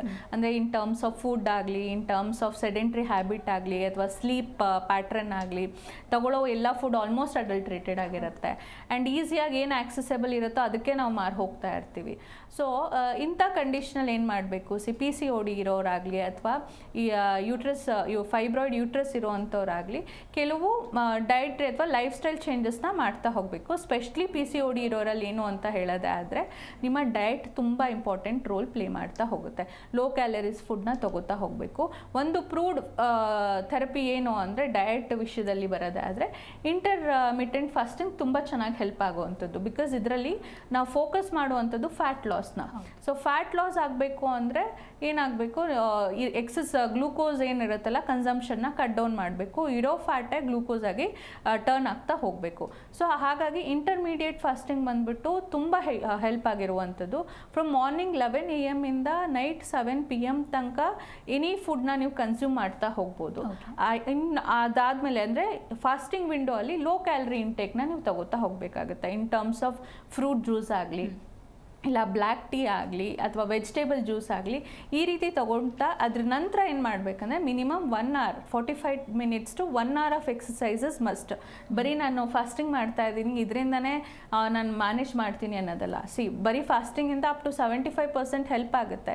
ವೆರಾಸ್ ನೀವು ಅದ್ರ ಒಟ್ಟಿಗೆ 1 hour to 45 minutes to 1 hour exercise ಮಾಡೋದ್ರಿಂದ ನಿಮಗೆ ಈ ಫ್ಯಾಟ್ ಲಾಸ್ಗೆ ಕೂಡ ಹೆಲ್ಪ್ ಆಗ್ತಾ ಹೋಗ್ಬೋದು. ಇದರೊಟ್ಟಿಗೆ ಸೀಡ್ ಸೈಕ್ಲಿಂಗ್ ಅಂತ ಹೇಳ್ತೀವಿ. ಸೊ ಸೀಡ್ ಸೈಕ್ಲಿಂಗ್ ಅಂದರೆ ಏನಿಲ್ಲ, ಈ ಪಂಪ್ಕಿನ್ ಸೀಡ್ಸು, ಫ್ಲ್ಯಾಕ್ಸ್ ಸೀಡ್ಸು, ಮತ್ತು ಚಿಯಾ ಸೀಡ್ಸು, ಸನ್ಫ್ಲವರ್ ಸೀಡ್ಸ್ನ ದಿನ 1 ಟೇಬಲ್ ಸ್ಪೂನ್ ಬಿಸಿ ನೀರೊಟ್ಟಿಗೆ ಕುಡಿಯೋದ್ರಿಂದ ಏನಾಗುತ್ತೆ, ಈ ಹಾರ್ಮೋನಲ್ ಇಂಬ್ಯಾಲೆನ್ಸಸ್ ಎಲ್ಲ ಸೆಟ್ರೇಟ್ ಆಗ್ತಾ ಹೋಗುತ್ತೆ. ಆ್ಯಂಡ್ ಒನ್ ಮೋರ್ ಥಿಂಗ್, ನಿಮ್ಮ ಸ್ಲೀಪ್ ಹೈಜೀನ್ ತುಂಬ ಇಂಪಾರ್ಟೆಂಟ್ ಆಗುತ್ತೆ. ಸೊ ಈ ಒಂದು ದಿನ ನಾನು 10 ಗಂಟೆಗೆ ಮಲಗ್ತೀನಿ, ಇನ್ನೊಂದು ದಿನ ಓವರ್ ನೈಟ್ ಮಲಗೋದೇ ಇಲ್ಲ, ಬೆಳಿಗ್ಗೆ ಮಲ್ಕೋತೀನಿ, ಈ ರೀತಿ ಎಲ್ಲ ಒಂದು ಪ್ಯಾಟ್ರನ್ ಫಾಲೋ ಮಾಡ್ತಾ ಹೋಗಬೇಕು. ಸೊ ಈ ಸ್ಲೀಪ್ ಹೈಜೀನ್ ಎಷ್ಟು ಇಂಪಾರ್ಟೆಂಟ್ ಅಂದರೆ ಮಿನಿಮಮ್ 7 to 8 hours ಸ್ಲೀಪ್ ನೀವು ಮಾಡೋದ್ರಿಂದ ಎಷ್ಟೋ ಕಾಯಿಲೆಗಳನ್ನು ನೀವು ಮುಂಚೆನೇ ಅವಾಯ್ಡ್ ಮಾಡ್ತಾ ಹೋಗ್ಬೋದು. ಆ್ಯಂಡ್ ಮೆಡಿಟೇಷನ್ ಆಗಲಿ, ಈಗ ಒಂದು ಸ್ಟ್ರೆಸ್ ಫ್ಯಾಕ್ಟರ್ ಇದೆ, ಆ ಸ್ಟ್ರೆಸ್ ಫ್ಯಾಕ್ಟರ್ನ ನಾನು ಹೇಗೆ ಡಿಸ್ಟ್ರೆಸ್ ಮಾಡ್ಕೋಬೇಕಾಗತ್ತೆ. ಆ್ಯಂಡ್ ಕೆಲವು ಬಿಹೇವಿಯರಲ್ ಥೆರಪಿಗಳಿಗೂ ಮತ್ತು ಕೌನ್ಸಿಲಿಂಗ್ಗಳು ಅಂಡರ್ಗೋ ಆದಾಗ ಈ ರೀತಿ ಸಮಸ್ಯೆಯಿಂದ ನೀವು ಪರಿಪೂರ್ಣವಾಗಿ ಮುಕ್ತರಾಗ್ಬೋದು. ಇನ್ನು ಒಬೇಸ್ ಬಗ್ಗೆ ಮಾತನಾಡ್ತಾ ಇದ್ರಿ ಡಾಕ್ಟರ್, ಏನಾದರೂ ಒಬೇಸ್ ಇದ್ದವರಲ್ಲಿ ಈ PCOD ಸಮಸ್ಯೆ ಕಾಣಿಸ್ಕೊಳ್ಬಹುದಾ? As I said, it is directly proportional ಅಂತಾನೆ ಹೇಳ್ಬೋದು. ಒಬೆಸಿಟಿ ಇದ್ದರೆ ಅವರು ಲಾಂಗ್ ಟರ್ಮ್ PCOD ಸಮಸ್ಯೆಗೆ ಎಂಡ್ ಆಗ್ತಾರೆ, ಥೈರಾಯ್ಡ್ ಆಗಲಿ, ಡಯಾಬಿಟೀಸ್ ಇರಲಿ. ವೆರಾಸ್ ಈ ಎಲ್ಲ ಸಮಸ್ಯೆ ಇರೋರು ಹೋಗ್ತಾ ಹೋಗ್ತಾ PCOD ಸಮಸ್ಯೆ ಆಗಿ ಬದಲಾವಣೆ ಆಗ್ತಾ ಹೋಗುತ್ತೆ. ಓಕೆ ಡಾಕ್ಟರ್, ಇನ್ನು ಜೆನೆಟಿಕಲ್ ಫ್ಯಾಕ್ಟರ್ ಕೂಡ ಒಂದು ಕಾರಣ ಅಂತ ಹೇಳ್ತಾ ಇದ್ರಿ. ಇಫ್ ಜೆನೆಟಿಕಲ್ ಫ್ಯಾಕ್ಟರಿಂದನೇ ಅವರಿಗೆ PCOD ಸಮಸ್ಯೆ ಬಂದಿದೆ ಅಂತ ಹೇಳಿದ್ರೆ ಆಗ ಯಾವ ರೀತಿಯ ಒಂದು ಚಿಕಿತ್ಸೆಯನ್ನು ನೀವು ಅವರಿಗೆ ಕೊಡ್ತೀರಾ? ಓಕೆ, ಜೆನೆಟಿಕ್ಸ್ ಅನ್ನೋದು again as I said, it is not proved. Okay, it is just a hypothesis, ಬರಬಹುದು ಅಂತ ಹೇಳ್ಬಿಟ್ಟು. Be it genetic or be it lifestyle disorder ಏನೇ ಇದ್ರೂ ಕೂಡ ನಮ್ಮ ಅಪ್ರೋಚ್ ಹೆಂಗಿರುತ್ತೆ ಅಂದರೆ it is more of customised medicines, ಅಂದರೆ ಕಾನ್ಸ್ಟಿಟ್ಯೂಷನಲ್ ಮೆಡಿಸಿನ್ಸ್ ಕೊಡ್ತಾ ಹೋಗ್ತೀವಿ. ಈಗ ನಾನು ಆಸ್ ಐ ಸೆಡ್ 10 ಪೇಷಂಟಲ್ಲಿ ಒಬ್ರಿಗೆ ಸಮಸ್ಯೆ ಇದ್ದಿದ್ದೆ ಅಂತ, ಹಾಗಂತ ಎಲ್ಲ ಪೇಷಂಟ್ಸ್ಗೂ ಒಂದೇ ರೀತಿ ಟ್ರೀಟ್ಮೆಂಟ್ ಇರೋದಿಲ್ಲ. ಇವ್ರಿಗೆ ಬಂದಾಗ ಇವ್ರ ಲಕ್ಷಣಗಳಿರ್ಬೋದು, ಕೆಲವ್ರಿಗೆ ಲಕ್ಷಣಗಳು ಇಲ್ದಲೇ ಇರ್ಬೋದು. ಸೊ ಅದನ್ನು ಅನಲೈಸ್ ಮಾಡಿಬಿಟ್ಟು ಕಸ್ಟಮೈಸ್ಡ್ ಮೆಡಿಸಿನ್ಸ್ ಕೊಡೋದೇ ಹೋಮಿಯೋ ಕೇರಲ್ಲಿ ಕೊಡು. ಓಕೆ, ಇನ್ನು ಸ್ಟಾರ್ಟಿಂಗ್ ಸ್ಟೇಜಲ್ಲಿ ನೆಗ್ಲೆಕ್ಟ್ ಮಾಡಿದಾಗ ಏನಾಗುತ್ತೆ ಅಂತ ತಿಳಿಸ್ಕೊಟ್ಟಿದ್ದೀರಾ. ಹಾಗೆ ಸಿವಿಯರ್ ಆದಾಗ ಏನೆಲ್ಲ ಕಾಂಪ್ಲಿಕೇಶನ್ ಅವ್ರು ಎದುರಿಸಬೇಕಾಗತ್ತೆ ಡಾಕ್ಟರ್? ಲಾಂಗ್ ಟರ್ಮ್ PCOD ಸಮಸ್ಯೆಯಿಂದ ಬಳಲ್ತಾ ಇದ್ದರೆ ಅವರಿಗೆ ಇನ್ಸುಲಿನ್ ರೆಸಿಸ್ಟೆನ್ಸ್ ಆಗುವಂಥ ಚಾನ್ಸಸ್ಗಳು ತುಂಬಾ ಜಾಸ್ತಿ ಇರುತ್ತೆ. ಸೊ ಹೇಗೆ ನೀವು ಅಬ್ಸರ್ವ್ ಮಾಡ್ಬೋದು ಅಂದರೆ ಸ್ಪೆಷಲಿ ಈ ಸ್ಕಿನ್ ಫೋಲ್ಡ್ಸ್ ಇರುವಂಥ ಜಾಗದಲ್ಲಿ ಅಥವಾ ಕತ್ತಿನ ಭಾಗದಲ್ಲಿ ಸ್ಕಿನ್ ಟ್ಯಾಕ್ಸ್ ಬರುವಂಥದ್ದಾಗಲಿ ಅಥವಾ ಕಪ್ಪಗಾಗುವಂಥದ್ದು, ರಫ್ ಆಗುವಂಥದ್ದು ಸ್ಕಿನ್ ಬಂದರೆ this is a early sign of insulin resistance ಅಂತ ಹೇಳ್ಬೋದು. ಇನ್ನು ಫೈಬ್ರಾಯ್ಡ್ಗೆ ಬರೋದೇ ಆದರೆ fibroid is a benign tumour, ಆಯಿತಾ, ಅದು ನಾನ್ ಕ್ಯಾನ್ಸರಸ್. ಅದರಿಂದ ನಮಗೆ ತುಂಬ ಕ್ಯಾನ್ಸರ್ ಆಗಿ ಟರ್ನ್ ಆಗುವಂಥ ಚಾನ್ಸಸ್ ತುಂಬಾ ಕಡಿಮೆ ಅಂತ ಹೇಳ್ಬೋದು. ಎಲ್ಲೋ 100 ಪೇಷಂಟಲ್ಲಿ ಒಬ್ಬರಿಗೆ ಅದು ಕ್ಯಾನ್ಸರ್ ಆಗಿ ಪರಿವರ್ತನೆ ಆಗ್ಬೋದು. ಓಕೆನಾ, ಹಾಗೆ ಇದೇ ತುಂಬ ಪ್ರೊಲಾಂಗ್ ಬ್ಲೀಡಿಂಗ್ ಆಗ್ತಾ ಇದೆ, ಕಂಟಿನ್ಯೂಯಸ್ ಬ್ಲೀಡಿಂಗ್ ಆಗ್ತಾ ಇದೆ. ಅದರಿಂದ ಏನಾಗುತ್ತೆ, ಅವ್ರ ಹಿಮೋಗ್ಲೋಬಿನ್ ಕಡಿಮೆ ಆಗ್ಬೋದು. ಕೆಲವೊಂದು ಕಂಡೀಷನಲ್ಲಿ ಏನಾಗುತ್ತೆ, ಹೈಪೋವಾಲ್ಯೂಮಿಕ್ ಶಾಕ್ ಆಗಿರುವಂಥ ಕಂಡೀಷನ್ಸ್ಗಳು ಕೂಡ ನಾವು ನೋಡಿರ್ಬೋದು. ಎನಿ ಕಂಡೀಷನ್ನು ಬರ್ದಲೇ ಇರೋ ಹಾಗೆ ಕೂಡ ನೀವು ಸ್ಟೆಪ್ಸ್ನ ತಗೋಬೋದು. ಬಂದರೂ ಕೂಡ ಅರ್ಲಿ ಡಯಾಗ್ನೋಸಿಸ್ ಬೆಟರ್ ಪ್ರೋಗ್ನೋಸಿಸ್ ಅಂತ ಹೇಳ್ತೀವಿ. ಓಕೆ, ಇನ್ನು ಕೆಲವರಿಗೆ ಲೈಫ್ ಸ್ಟೈಲ್ ಕೂಡ ಚೆನ್ನಾಗೇ ಇರುತ್ತೆ, ಫುಡ್ ಡಯಟ್ ಕೂಡ ಮ್ಯಾನೇಜ್ ಮಾಡ್ತಾ ಇರ್ತಾರೆ, ಆದರೂ ಕೂಡ ಈ ರೀತಿ PCOD ಹಾಗೂ ಫೈಬ್ರಾಯ್ಡ್ ಸಮಸ್ಯೆ ಉಂಟಾಗತ್ತಲ್ಲ, ಅದಕ್ಕೆ ಕಾರಣ ಏನಿರಬಹುದು? ಈಗ stress could be the reason, ಆಯಿತಾ. ನಾನು ಹೆಲ್ತಿ ಲೈಫ್ ಸ್ಟೈಲ್ ಫಾಲೋ ಮಾಡ್ತಾ ಇದ್ದೀನಿ, ನಾನು ರೆಗ್ಯುಲರ್ ಎಕ್ಸಸೈಸ್ ಮಾಡ್ತೀನಿ, ಆ್ಯಂಡ್ ನಮ್ಮ ಮನೇಲಿ ಯಾರಿಗೂ ಫ್ಯಾಮಿಲಿ ಹಿಸ್ಟ್ರಿ ಇಲ್ಲ, ಬಟ್ ಸ್ಟಿಲ್ ವೈ ಮೀ ಅಂತ ಬಂದಾಗ ಆವಾಗ there comes this stress factor ಅಂತ ಹೇಳ್ಬೋದು. ಇವಾಗ ಈ ಎಲ್ಲ ಲೈಫ್ ಸ್ಟೈಲ್ ಡಿಸಾರ್ಡರ್ಸ್ ಅಂತ ಏನು ಹೇಳ್ತೀವಲ್ಲ, ಮೆಟಬಾಲಿಕ್ ಡಿಸಾರ್ಡರ್ಸ್ ಅಂತ ಏನು ಹೇಳ್ತೀವಲ್ಲ, ಇದ್ರದ್ದೆಲ್ಲದು ಒಂದು ಮೇಜರ್ ಕಾಸ್ ಬಂದ್ಬಿಟ್ಟು ಸ್ಟ್ರೆಸ್ ಅಂತ ಹೇಳ್ಬೋದು. ಆ್ಯಸ್ ಐ ಸೆಡ್, ಇದು ಒಂದು 3-4 ಡಿಕೆಟ್ಸ್ ಮುಂಚೆ ಯಾವ ಕಾಯಿಲೆಗಳು ಇರಲಿಲ್ಲ, ಲೇಟ್ಲಿ ಎಲ್ಲ ಬರ್ತಾ ಇದೆ because the life style. Okay doctor, ಮಾತನಾಡೋಣ. ಕಾಲರ್ ಒಬ್ರು ರೆಡಿ ಇದ್ದಾರೆ. ನಮಸ್ತೆ ಕಾವ್ಯಶ್ರೀ. ನಮಸ್ತೆ ಮ್ಯಾಮ್. ಎಲ್ಲಿಂದ ಕರೆ ಮಾಡ್ತಾ ಇದ್ದೀರಾ? ಇಲ್ಲಿ ಚಿತ್ರದುರ್ಗ ಜಿಲ್ಲೆಯಿಂದ ಮಾತಾಡ್ತಿದ್ದೀವಿ ಮ್ಯಾಮ್. ಓಕೆ, ಡಾಕ್ಟರ್ ಇದ್ದಾರೆ, ಮಾತನಾಡಿ. ಅಲೋ ನಮಸ್ತೆ ಮ್ಯಾಮ್. ಹೆಲೋ, ನಮಸ್ತೆ ಮಾ. ನಮಸ್ತೆ. ಅದು ನನಗೆ PCOD ಇದೆ ಮೇಡಮ್. ಅದಕ್ಕೆ ಮೊನ್ನೆ ಲ್ಯಾಬ್ರೋಸ್ಕೋಪಿ ಸರ್ಜರಿ ಮಾಡಿಸ್ಕೊಂಡು ಬಂದಿದ್ವಿ. ಓಕೆ ಆದರೂ ತಿರ್ಗಾ ಹಂಗೆ ಪ್ರಾಬ್ಲಮ್ ಹಂಗೆ ಇದೆ. ಇರ್ರೆಗ್ಯುಲರ್ ಪೀರಿಯಡ್ಸ್ ಬರ್ತಾ ಇದೆ ಮ್ಯಾಮ್. ಓಕೆ ಓಕೆ ಸರ್ಜರಿಯಾಗಿ ಎಷ್ಟು ದಿನ ಆಗಿರ್ಬೋದು? ಅಲ್ಲೇ ಒಂದು 8 ಮಂತ್ಸ್ 3 ಮಂತ್ಸ್ 8 ಮಂತ್ಸ್ ಆಯ್ತು ಮ್ಯಾಮ್. ಓಕೆ, ನಿಮ್ಮ ಏಜ್ ಎಷ್ಟಿರ್ಬೋದು ಈಗ? ಈಗ 25 ಆಯ್ತು ಮ್ಯಾಮ್. 25 ಇಯರ್ಸ್. ಮದುವೆ ಆಗಿದೆ ನಮ್ಮ? ಹೌದು ಮ್ಯಾಮ್. ಅಲ್ಲೇ 5 ಇಯರ್ಸ್ ಆಯ್ತು ಮದುವೆ ಆಗಿ, ಕನ್ಸಿವೇ ಆಗ್ತಿಲ್ಲ ಮ್ಯಾಮ್. ಅದು ಏನಂತ ಅನ್ನೋದೇ ಪ್ರಾಬ್ಲಮ್ ಗೊತ್ತಾಗ್ತಿಲ್ಲ ಮ್ಯಾಮ್. ಓಕೆ ಓಕೆ ಸಿನ್ಸ್ ನೀವು ಹೇಳ್ದಂಗೆ ಕನ್ಸೀವ್ ಆಗ್ತಿಲ್ಲ ಅನ್ನೋದಕ್ಕೆ ಅವರು ಈ ಫ್ಲೂಯಿಡ್ ಫಿಲ್ ಸಿಸ್ಟನ್ನ ಆಪ್ರೇಟ್ ಮಾಡಿರ್ತಾರೆ. ಬರೀ ಅದೊಂದೇ ಸೊಲ್ಯೂಷನ್ ಆಗಿರೋದಿಲ್ಲ. ಇನ್ಫರ್ಟಿಲಿಟಿಗೆ ತುಂಬ ಕಾಸಸ್ ಇದೆ. ಅಗೇನ್ ಎಂಡೋಮೆಟ್ರಿಯಲ್ ಥಿಕ್ನೆಸ್ ಎಷ್ಟಿದೆ ಅಂತ ಬೇಕಾಗುತ್ತೆ. ಹಾರ್ಮೋನಲ್ ಎಸೇಸ್ ನಾನು ಹೇಳ್ದಂಗೆ FSH LH ಮತ್ತು AMH ಅಂತ ಏನು ಹೇಳ್ತೀವಲ್ಲ, ಇದೆಲ್ಲ ಎಷ್ಟಿದೆ ಅಂತ ಬೇಕಾಗಬೇಕಾಗುತ್ತೆ. ಆ್ಯಂಡ್ ಇದ್ರ ಒಟ್ಟಿಗೆ ನೀವು ಬರೀ ಕನ್ಸೀವ್ ಆಗ್ತಾ ಇಲ್ಲ ಅಂದ ತಕ್ಷಣ ಅದು ಬರೀ ಫೀಮೇಲ್ ಫ್ಯಾಕ್ಟರ್ಸೇ ಆಗಿರೋದಿಲ್ಲ, ಮೇಲ್ ಫ್ಯಾಕ್ಟರ್ ಕೂಡ ಇರುತ್ತೆ. ಹಾಗಾಗಿ ಹೇಳಿಮ್ಮ. ನಮ್ಮ ಮನೆಯವ್ರದ್ದು ಕೂಡ ಏನು ಪ್ರಾಬ್ಲಮ್ ಇಲ್ಲ, ನನ್ನದೇ ಪ್ರಾಬ್ಲಮ್. ಅದು ನಾನು ಪೀರಿಯಡ್ಸ್ ಕೈ ಬಂದಾಗಿದ್ದಾನು ಅಷ್ಟೇ ಮ್ಯಾಮ್. ನನ್ನ ಡೇಟಾಗಿ ಕರೆಕ್ಟಾಗಿ ಆಗ್ತಾ ಇಲ್ಲ. ಓಕೆ ಓಕೆ ಸೊ ಅದಕ್ಕೆ ಹೇಳಿಮ್ಮ. ಹಾಂ ಹೇಳಿ ಮ್ಯಾಮ್, ಹೇಳಿ. ಸೊ ಹಾಗಾಗಿ ನೀವು ಇಷ್ಟು ದಿನ ಏನೇನು ಟೆಸ್ಟ್ಗಳು ಮಾಡಿಸಿದಿರಲ್ಲ, ಸ್ಕ್ಯಾನಿಂಗ್ ರಿಪೋರ್ಟ್ ಆಗಲಿ ಏನೇ ಇರಲಿ, ಅದನ್ನು ತಗೊಂಡು ಹತ್ತಿರ ಇರೋ ಶಾಖೆಗೆ ವಿಸಿಟ್ ಮಾಡಿ ಡಾಕ್ಟರ್ ಎಲ್ಲದನ್ನೂ ಕೋರಿಲೇಟ್ ಮಾಡಿಬಿಟ್ಟು ಅದಕ್ಕೆ ಪರಿಹಾರ ಮಾಡಿಕೊಡ್ತಾರೆ. ಓಕೆ, ಥ್ಯಾಂಕ್ ಯು ಕಾವ್ಯಶ್ರೀ ಕರೆ ಮಾಡಿದ್ದಕ್ಕಾಗಿ. ಡಾಕ್ಟರ್ ಇನ್ನು ಹೇಳ್ತಾ ಇದ್ರೆ ಈ PCOD ಸಮಸ್ಯೆ ಅನ್ನೋದು ಕೆಲವರಿಗೆ ಗೊಂದಲ ಇರುತ್ತೆ. ಲೈಫ್ ಟೈಮ್ ಇದು ಇರುತ್ತಾ ಅಥವಾ ಟ್ರೀಟ್ಮೆಂಟನ್ನು ತಗೊಳ್ತಾ ಇರಬೇಕಾ ಅಂತ ಹೇಳಿ. ಸೊ ಇದನ್ನು ಕ್ಲಿಯರ್ ಮಾಡೋದಾದ್ರೆ ಅಗೇನ್ ಯಾವ ಏಜಲ್ಲಿ ನೀವು ಇದ್ದೀರಾ ಅನ್ನೋದು ಮ್ಯಾಟ್ರ್ ಆಗ್ತಾ ಹೋಗುತ್ತೆ. Okay if you are in your 20s ಅಂದರೆ ರಿಪ್ರೊಡಕ್ಟಿವ್ ಏಜಲ್ಲಿ ಇದ್ದಾಗ ಇದು ನೀವು ಕನ್ಸಿಡರ್ ಮಾಡಲೇಬೇಕಾಗುತ್ತೆ. But once you turn 40-42 menopause ಹತ್ರ ಬರ್ತಾ ಇದೆ, ಮಕ್ಕಳಿದ್ದಾರೆ ಎಲ್ಲ ಇದ್ದಾಗ ಅಂಥದ್ದೇನು ಮೇಜರ್ ಕನ್ಸರ್ನ್ ಆಗಿ ನಿಮಗೆ ತೊಂದರೆ ಕೊಡುವಂಥದ್ದಲ್ಲ. ಇವಾಗ ಪ್ರೀವಿಯಸ್ ಕಾಲರ್ ಹೇಳಿದ್ರು she is in Har 25, PCOD ಆಗಿದೆ, ಆಪ್ರೇಟ್ ಆಗಿದೆ. ಆಪ್ರೇಟ್ ಅಂದರೆ ಏನಿಲ್ಲ, ಆ ಸಿಸ್ಟನ್ನ ಜಸ್ಟ್ ಬ್ಲಾಸ್ಟ್ ಮಾಡ್ತಾರೆ ಅಷ್ಟೇ ಆಗಿದೆ. But still Har main issue ಏನೋ ಕನ್ಸೀವ್ ಆಗ್ತಾ ಇಲ್ಲ ಅನ್ನೋದು ಸೆಟ್ರೇಟ್ ಆಗಿಲ್ಲ. ಸೊ PCOD ಯಾವಾಗಲೂ ಏನಾಗುತ್ತೆ ಅಂದರೆ ಇನಬಿಲಿಟಿ ಟು ಕನ್ಸೀವ್. ಮಾತನಾಡೋಣ, ಕಾಲರ್ ರೆಡಿ ಇದ್ದಾರೆ. ನಮಸ್ತೆ ಧನು. ಹಲೋ ನಮಸ್ತೆ, ಎಲ್ಲಿಂದ ಕರೆ ಮಾಡ್ತಾ ಇದ್ದೀರಾ? ಬಳ್ಳಾರಿ ಮೇಡಮ್. ಓಕೆ, ಡಾಕ್ಟರ್ ಇದ್ದಾರೆ, ಮಾತನಾಡಿ. ಹಾಂ ಕೊಡ್ರಿ. ಹೆಲೋ ಹಲೋ ನಮಸ್ತೆ ಮಾ. ನಮಸ್ತೆ ಮೇಡಮ್. ಹೇಳಿ ಮೇಡಮ್. ಗರ್ಭಚೀಲ ತರಿಸಿದ್ಮೇಲೆ 4 ವರ್ಷ ಆದ್ಮೇಲೆ ಮತ್ತೆ ಮುಟ್ಟಾಗುತ್ತೆ ಮೇಡಮ್, ಬಿಳಿ ಮುಟ್ಟು. 3 ವರ್ಷ ಗರ್ಭಚೀಲ ತೆಗೆದ್ಮೇಲೆ 3 ವರ್ಷ ಆದ್ಮೇಲೆ ಮತ್ತೆ ಮುಟ್ಟಾಗುತ್ತೆ. ಓಕೆ, ಬಿಳಿ ಮುಟ್ಟಾಗುತ್ತೆ ಮೇಡಮ್ ಅವರೇ. ಓಕೆ, ಬಿಳಿ ಮುಟ್ಟಾಗ್ತಾ ಇದೆನಾ ಅಥವಾ ರಕ್ತಸ್ರಾವ ಆಗ್ತಾ ಇದೆನಾ? ಇಲ್ಲ ಮೇಡಮ್ ಅವರೇ, ಬಿಳಿ ಮುಟ್ಟಾಗುತ್ತೆ. ಓಕೆ ಓಕೆ ಇದರೊಟ್ಟಿಗೆ ಸೊಂಟ ನೋವು ಇರೋದು ಏನಾದರೂ ಇದೆನಾ? ಸೊಂಟ ನೋವು ಇಲ್ಲ ಮೇಡಮ್ ಅವರೇ, ಏನಿಲ್ಲ ಅವರಿಗೆ. ಅದು ಕೆಲವು ಮೈಲ್ಡ್ ಇನ್ಫೆಕ್ಷನ್ಸ್ಗಳು ಕೂಡ ಆಗಿರ್ಬೋದು, ವೆಜೈನೈಟಿಸ್ ಅಂತ ಏನು ಹೇಳ್ತೀವಲ್ಲ ಅಂಥದ್ರಲ್ಲಿ ಏನಾಗುತ್ತೆ, ಈ ಇನ್ಫೆಕ್ಷನ್ನ ಹೊರಗಡೆ ಹಾಕೋದಕ್ಕೆ ಬಾಡಿ ನ್ಯಾಚುರಲ್ ಆಗಿ ಎಕ್ಸಸ್ ಮ್ಯೂಕಸ್ನ ಪ್ರೊಡ್ಯೂಸ್ ಮಾಡ್ತಾ ಇರುತ್ತೆ. ಸೊ ಹಾಗಾಗಿ ಇದು ಮೈಲ್ಡ್ ಇನ್ಫೆಕ್ಷನ್ಸ್ಗಳಿರ್ಬೋದು. ಗರ್ಭಕೋಶ ತೆಗೆಸಿದ ಮೇಲೆ ಹೀಗಾಗಿದೆ ಅಂದರೆ ಇದಕ್ಕೆ ಏನೂ ಸಂಬಂಧ ಇಲ್ಲಮ್ಮ. ಆದಷ್ಟು ಬೇಗ ಹತ್ತಿರ ಇರೋ ಶಾಖೆಗೆ ವಿಸಿಟ್ ಮಾಡಿ ಈ ಚಿಕ್ಕ ಪುಟ್ಟ ಇನ್ಫೆಕ್ಷನ್ಸ್ ಇದ್ದರೂ ಕೂಡ ನೀವು ಯಾವುದೇ ಕಾಂಪ್ಲಿಕೇಶನ್ಸ್ ಇಲ್ದಲೇ ಟ್ರೀಟ್ಮೆಂಟ್ನ ತಗೋಬೋದು. ಓಕೆ, ಥ್ಯಾಂಕ್ ಯು ಮಾ ಕರೆ ಮಾಡಿದ್ದಕ್ಕಾಗಿ. ಡಾಕ್ಟರ್ ಹೇಳ್ತಾ ಇದ್ರಿ PCOD ಸಮಸ್ಯೆ ಲೈಫ್ ಟೈಮ್ ಇರುತ್ತಾ ಹೇಗೆ ಅನ್ನೋದ್ರ ಕುರಿತು. ಅದೇ ಹೇಳ್ದಂಗೆ ಯಾವ ಏಜಲ್ಲಿ ಡಿಟೆಕ್ಟ್ ಆಗಿದೆ ಆ್ಯಂಡ್ PCOD ಇವಾಗ ಹೇಳ್ದಂಗೆ ಅರ್ಲಿ 20s ಅರ್ಲಿ 30s ಅಂದರೆ ನೀವು ಕನ್ಸಿಡರ್ ಮಾಡಲೇಬೇಕಾಗುತ್ತೆ. PCOD ಇಂದ ಕನ್ಸೀವ್ ಆಗ್ತಾ ಇಲ್ಲ ಅನ್ನೋದು ತುಂಬ ರೇರ್ ಅಂತ ಹೇಳ್ಬೋದು. ಬಟ್ ಹಾರ್ಡ್ ಟು ಕನ್ಸೀವ್ ಅಂತ ಹೇಳ್ಬೋದು. ಅಂದರೆ ಕಷ್ಟ ಆಗ್ಬೋದು, ಬಟ್ PCOD ಇಂದನೇ ನಂಗೆ ಕನ್ಸೀವ್ ಆಗ್ತಾ ಇಲ್ಲ ಅನ್ನೋದು ಆ ರೀತಿ ಏನೂ ಇರೋದಿಲ್ಲ. ಕೆಲವು ಬೇರೆ ರೀಸನ್ಸ್ಗಳು ನೋಡ್ತಾ ಹೋಗಬೇಕಾಗತ್ತೆ. ಸೊ ಅದೇನು ರೀಸನ್ ಇದೆ ಅದಕ್ಕೆ ಸಂಬಂಧಿತವಾಗಿ ಮೆಡಿಸಿನ್ಸ್ ಕೊಡೋದ್ರಿಂದ ಮೆನ್ಸ್ಟ್ರೇಷನ್ ನ್ಯಾಚುರಲ್ ಆಗು ಆಗ್ತಾ ಹೋಗುತ್ತೆ ವಿತೌಟ್ ಎನಿ ಇಂಡ್ಯೂಸ್ ಮಾಡ್ದಲೆ. ಆ್ಯಂಡ್ ಇನಬಿಲಿಟಿ ಟು ಕನ್ಸೀವ್ ಅನ್ನೋದೇನು ಇನ್ಫರ್ಟಿಲಿಟಿ ಇಶ್ಯೂಸ್ ಇರುತ್ತಲ್ಲ ಅದು ಸೆಟ್ರೇಟ್ ಆಗ್ತಾ ಹೋಗುತ್ತೆ. ಓಕೆ, ಇನ್ನು ಆಗಲೇ ಹೇಳ್ದ ಹಾಗೆ PCOD ಸಮಸ್ಯೆ ಅಂತ ಹೇಳಿದ ತಕ್ಷಣ ಡಾಕ್ಟರ್ ಹತ್ರ ಬಂದು ಹೇಳ್ಕೊಳ್ಳೋದಕ್ಕೆ ಭಯ ಪಡ್ತಾ ಇರ್ತಾರೆ. ಅಂಥವ್ರಿಗೆ ಏನು ಹೇಳ್ತೀರಾ ಡಾಕ್ಟರ್? ಭಯ ಪಡುವಂಥದ್ದು ಏನೂ ಇಲ್ಲ. ಆ್ಯಂಡ್ ಇನ್ನೊಂದು ಏನಂದರೆ ಇದು ಅಂಟು ರೋಗನೂ ಅಲ್ಲ, ಒಬ್ಬರಿಂದ ಒಬ್ರಿಗೆ ಹರಡುವಂಥದ್ದು ಅಲ್ಲ. ಸೊ ಭಯ ಪಡುವಂಥದ್ದು ಏನಿಲ್ಲ. ಹೇಳ್ದಂಗೆ ಇದು 10 ಜನರಲ್ಲಿ ಒಬ್ಬರಲ್ಲಿ ಸಾಮಾನ್ಯವಾಗಿ ಇದ್ದಿದ್ದೆ. ಭಯ ಪಡ್ದಲೆ ಏನೇ ಪ್ರಾಬ್ಲಮ್ಗಳಿದ್ರು ಅಗೇನ್ ಮೆನ್ಸಸ್ ಇರೆಗ್ಯುಲರ್ ಆಗ್ತಾ ಇದೆ ಅಂದ ತಕ್ಷಣ ಇದು ಬರೀ PCODಗೆ ಸಂಬಂಧಿತವಾಗಿ ಇರೋದಿಲ್ಲ, ಬೇರೆ ಕಾಯಿಲೆಗಳು ಕೂಡ ಇದೆ. ಥೈರಾಯ್ಡ್ ಸಮಸ್ಯೆ ಆಗಿರಲಿ ಅಥವಾ ಪಿಟ್ಯೂಟರಿ ಗ್ಲ್ಯಾಂಡಲ್ಲಿ ಏನಾದರೂ ಸಮಸ್ಯೆ ಆಗಿದ್ರೂ ಕೂಡ ಮೆನ್ಸ್ಟ್ರಲ್ ಇರೆಗ್ಯುಲಾರಿಟೀಸ್ ಇರುತ್ತೆ. ಹಾಗಾಗಿ ನಿಮಗೆ ಏನೇ ಲಕ್ಷಣಗಳು ಕಂಡಲ್ಲಿ ಆದಷ್ಟು ಬೇಗ ಡಾಕ್ಟರ್ನ ಕನ್ಸಲ್ಟ್ ಮಾಡಿ. ನಿಮ್ಮ ಸ್ವಯಂ ಆಗಿರೋವಂಥ ಟ್ರೀಟ್ಮೆಂಟ್ನ ಫಾಲೋಅಪ್ ಮಾಡಬೇಡಿ. ಆದಷ್ಟು ಬೇಗ ನೀವು ಕನ್ಸಲ್ಟ್ ಮಾಡೋದ್ರಿಂದ ಬೆಟರ್ ಪ್ರಾಗ್ನೋಸಿಸ್ನ ನೀವು ಎಕ್ಸ್ಪೆಕ್ಟ್ ಮಾಡ್ತಾ ಹೋಗ್ತೀವಿ. ಓಕೆ, ಇನ್ನು ಕೆಲವರು ಡಾಕ್ಟರ್ ಆಪ್ರೇಟ್ ಮಾಡಿಸ್ಕೊಂಡಿರ್ತಾರೆ, ಅವರು ಹೋಮಿಯೋ ಕೇರ್ನಲ್ಲಿ ಏನಾದರೂ ಚಿಕಿತ್ಸೆಯನ್ನು ಪಡಿಬಹುದಾ ಅಥವಾ ಏನಾದರೂ ಸಮಸ್ಯೆ ಎದುರಾಗುತ್ತಾ? ಖಂಡಿತವಾಗ್ಲೂ ಅಗೇನ್ ಏನಕ್ಕೆ ಆಪ್ರೇಟ್ ಆಗಿದೆ ಅನ್ನೋದು ಬೇಕಾಗುತ್ತೆ. ಓಕೆನಾ?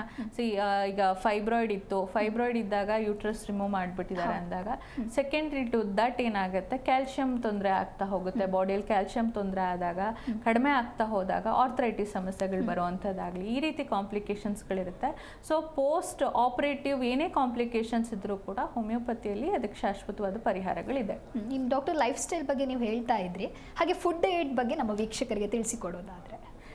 ಫುಡ್ ಡಯಟಲ್ಲಿ ಬಂದ್ಬಿಟ್ಟು ನಾನು ಹೇಳ್ದಂಗೆ ಲೋ ಕ್ಯಾಲರಿ ಫುಡ್ಸ್ನ ತಗೋಬೇಕಾಗತ್ತೆ. ಸ್ಪೆಷಲಿ PCOD ಇದ್ದಾಗ ಲೋ ಕ್ಯಾಲರಿ ಫುಡ್ಸ್ನ ತಗೋಬೇಕಾಗತ್ತೆ. ಕೆಲವು ಫಾಸ್ಟಿಂಗ್ ಪ್ಲ್ಯಾನ್ನ ನೀವು ಚೂಸ್ ಮಾಡಬೇಕಾಗತ್ತೆ. ಅಗೇನ್ ಅದೆಲ್ಲ ಒಂದು ಪ್ರಾಪರ್ ಗೈಡೆನ್ಸಲ್ಲೇ ಮಾಡಬೇಕು. ಇವಾಗ ನಾನು ಹೇಳಿದ್ದೀನಿ ಅಂದ ತಕ್ಷಣ ಎಲ್ಲ PCOD ಪೇಷಂಟ್ಸ್ ಅದೇ ಫಾಲೋಅಪ್ ಮಾಡೋಕ್ಕಾಗಲ್ಲ. ಅವ್ರಿಗೆ ಬೇರೆ ಏನಾದರೂ ಕಂಡೀಷನ್ ಇದ್ದಾಗ PCOD ವಿತ್ ಡಯಾಬಿಟಿಸ್ ಇದ್ದಾಗ ನಾನು ಅವ್ರಿಗೆ ಇಂಟರ್ಮಿಟೆಂಟ್ ಫಾಸ್ಟಿಂಗ್ ಮಾಡಿ ಅಂತ ಹೇಳೋಕ್ಕಾಗಲ್ಲ. ಬಿಕಾಸ್ ಲಾಂಗ್ ಟರ್ಮ್ ಫಾಸ್ಟಿಂಗ್ ಇದ್ದಾಗ ಹೈಪೋಗ್ಲೈಸೆಮಿಕ್ ಆಗುವಂಥ ಚಾನ್ಸಸ್ಗಳು ಜಾಸ್ತಿ ಇರುತ್ತೆ. ಆ್ಯಂಡ್ ಅಗೇನ್ ಫೈಬ್ರಾಯ್ಡ್ ಯೂಟ್ರಸ್ ಇರೋರಲ್ಲಿ ಏನಿರುತ್ತೆ ಅಂದರೆ ಜಾಸ್ತಿ ಫ್ಲೋ ಆಗ್ತಾ ಇದೆ, ಅಯನ್ ರಿಚ್ ಫುಡ್ನ ತಗೊಳ್ಳಿ ಅಂತ ಹೇಳಬೇಕಾಗುತ್ತೆ. ಅಯನ್ ರಿಚ್ ಫುಡ್ಗಳು ಯಾವ್ದ್ಯಾವ್ದು ವೆಜಿಟೇರಿಯನ್ ಕ್ಯಾಟಗರೀಸಲ್ಲಿ ಯಾವ್ದ್ಯಾವ್ದು ಬರುತ್ತೆ, ನಾನ್ ವೆಜಿಟೇರಿಯನ್ ಕ್ಯಾಟಗರೀಸಲ್ಲಿ ಯಾವ್ದಾವ್ದು ಬರುತ್ತೆ, ಅದೆಲ್ಲ ಅಂಡರ್ ಪ್ರಾಪರ್ ಗೈಡೆನ್ಸಲ್ಲೇ ಮಾಡಬೇಕಾಗುತ್ತೆ. ಹಾಗಾಗಿ PCOD ಇರಲಿ, ಫೈಬ್ರಾಯ್ಡ್ ಯೂಟ್ರಸ್ ಇರಲಿ ಭಯ ಪಡುವಂಥದ್ದಲ್ಲ. ಇದು ಯಾವುದೇ ನಮ್ಮ ಜೀವಕ್ಕೆ ಹಾನಿ ಮಾಡುವಂಥದ್ದಲ್ಲ, ಬಟ್ ಹೋಗ್ತಾ ಹೋಗ್ತಾ ಸಮಸ್ಯೆಯನ್ನು ತಂದಿಡುವಂಥದ್ದು. ಕನ್ಸೀವ್ ಆದಾಗ ಕೂಡ ಏನಾದರೂ ಸಮಸ್ಯೆ ಆಗುತ್ತೆ ಇದು ಹೇಗೆ ಅಂತ PCODಯಿಂದ? PCODಯಿಂದ ಕನ್ಸೀವ್ ಆದಮೇಲೆ ಮೇಜರ್ ಸಮಸ್ಯೆಗಳಿರೋದಿಲ್ಲ. ಬಟ್ ಫೈಬ್ರಾಯ್ಡಲ್ಲಿ ಹೇಳ್ದಂಗೆ ಫೈಬ್ರಾಯ್ಡ್ ಯೂಟ್ರಸ್ ಫೈಬ್ರಾಯ್ಡ್ ಗ್ರೋ ಆಗ್ತಾ ಇದ್ದಂಗೆ ಮಗುವಿಗೆ ಬೆಳವಣಿಗೆ ಆಗೋಕ್ಕೆ ಜಾಗ ಸಾಲದಲ್ಲೇ ಇರ್ಬೋದು. ಅದೆಲ್ಲ ಏನಾಗುತ್ತೆ ಅಂದರೆ ನೀವು ಕೆಲವೊಂದು ಕಂಡೀಷನಲ್ಲಿ ಫೈಬ್ರಾಯ್ಡ್ ಜಾಸ್ತಿ ಆಗಿ ಗ್ರೋ ಆದಾಗ ಪ್ರೆಗ್ನೆನ್ಸಿ ಟರ್ಮಿನೇಟ್ ಮಾಡುವಂಥ ಚಾನ್ಸಸ್ಗಳು ಕೂಡ ನೋಡಿದ್ದೀವಿ. ಓಕೆ, ಇನ್ನು ಆಗ ಹೇಳ್ತಾ ಇದ್ರಿ ಜೆನೆಟಿಕಲ್ ಫ್ಯಾಕ್ಟರ್ ಕೂಡ ಇದು PCOD ಸಮಸ್ಯೆಗೆ ಕಾರಣ ಆಗುತ್ತೆ ಅಂತ ಹೇಳಿ. ಸೊ ಹೇಗೆ ಜೆನೆಟಿಕಲ್ ಫ್ಯಾಕ್ಟರು ಈ ಸಮಸ್ಯೆಗೆ ಕಾರಣ ಆಗುತ್ತೆ? Genetical factor is one of the ಕಾಸ್. ಅದರಿಂದನೇ ಆಗುತ್ತೆ ಅಂತ ಏನೂ ಇಲ್ಲ.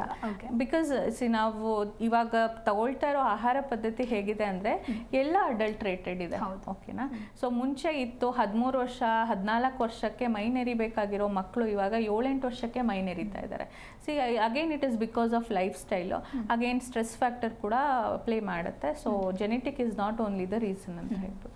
ಓಕೆ ಡಾಕ್ಟರ್, ಇನ್ನು ಕೊನೆಯದಾಗಿ ನಮ್ಮ ವೀಕ್ಷಕರಿಗೆ PCOD ಹಾಗೂ ಫೈಬ್ರಾಯ್ಡ್ ಕುರಿತು ಏನು ಹೇಳ್ತೀರಾ? PCOD ಫೈಬ್ರಾಯ್ಡ್ ಇದ್ರ ಬಗ್ಗೆ ಆತಂಕ ಬೇಡ. ಓಕೆನಾ?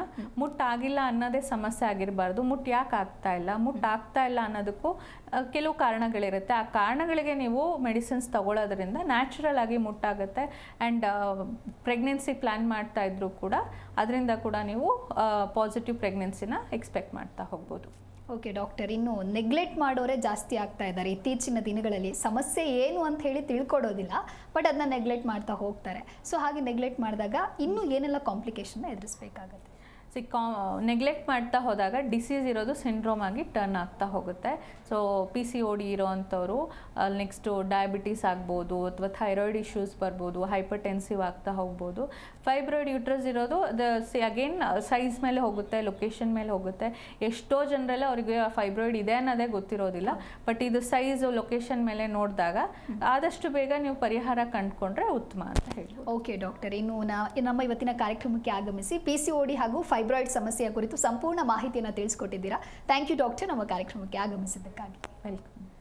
ಓಕೆ, ಎಸ್, ನೋಡಿದ್ರಲ್ವಾ ವೀಕ್ಷಕರೇ, ಇವತ್ತಿನ ಕಾರ್ಯಕ್ರಮದಲ್ಲಿ PCOD ಹಾಗೂ ಫೈಬ್ರಾಯ್ಡ್ ಸಮಸ್ಯೆ ಅಂದರೆ ಏನು, ಯಾಕೆ ಈ ಸಮಸ್ಯೆ ಬರುತ್ತೆ, ಜೊತೆಗೆ ಇದಕ್ಕೆ ಇರುವಂತಹ ಪರಿಹಾರಗಳೇನು ಅಂತ ಹೇಳಿ ಡಾಕ್ಟರ್ ನಿಮಗೆ ತಿಳಿಸ್ಕೊಟ್ಟಿದ್ದಾರೆ. ನೀವು ಕೂಡ ಈ ಸಮಸ್ಯೆಯಿಂದ ಬಳಲ್ತಾ ಇದ್ರೆ ನಿಮ್ಮ ಟಿವಿ ಸ್ಕ್ರೀನ್ ಮೇಲೆ ಲಭ್ಯವಾಗ್ತಾ ಇರುವಂತಹ ಈ ಸಂಖ್ಯೆಗೆ ಕರೆ ಮಾಡಬಹುದು. ಡಾಕ್ಟರ್ ಜೊತೆಗೆ ಮಾತನಾಡಿ, ಭೇಟಿಯಾಗಿ ಹಾಗೂ ನಿಮ್ಮ ಸಮಸ್ಯೆಗೆ ಸೂಕ್ತ ಪರಿಹಾರವನ್ನು ಕಂಡುಕೊಳ್ಳಿ ಅಂತ ಹೇಳ್ತಾ ನೋಡ್ತಾ ಇರಿ ಜಿ ಕನ್ನಡ ನ್ಯೂಸ್, ಸತ್ಯವೇ ಸುದ್ದಿಯ ಜೀವಾಳ. ವಾಸಿಯಾಗದ ಆರೋಗ್ಯ ಸಮಸ್ಯೆ ನಿಮ್ಮನ್ನ ಕಾಡ್ತಿದೆಯಾ? ಹಾಗಿದ್ರೆ ಚಿಂತೆ ಬಿಡಿ, ನಮ್ಮ ಹೋಮಿಯೋ ಕೇರ್ಗೆ ಬನ್ನಿ. ಹೋಮಿಯೋ ಕೇರ್ ಇಂಟರ್ನ್ಯಾಷನಲ್ ಹಲವು ಆರೋಗ್ಯ ಸಮಸ್ಯೆಗಳಿಗೆ ಸಿಗಲಿದೆ ಸೂಕ್ತ ಪರಿಹಾರ. ನೇರ ಭೇಟಿಗೆ ಸಂಪರ್ಕಿಸಿ 9550001133 1800 10811212.